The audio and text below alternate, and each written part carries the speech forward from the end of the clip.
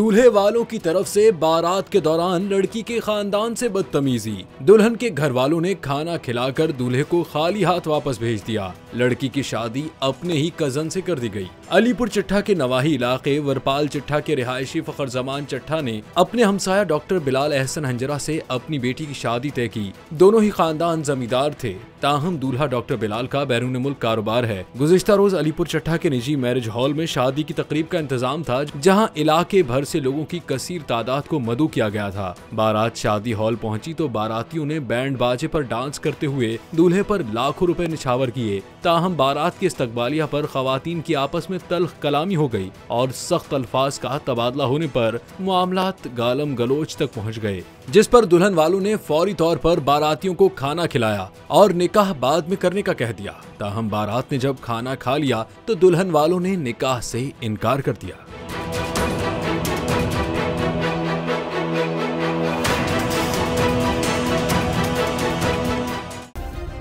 Subscribe करें और bell दबाएं ताकि कोई खबर रह न जाए।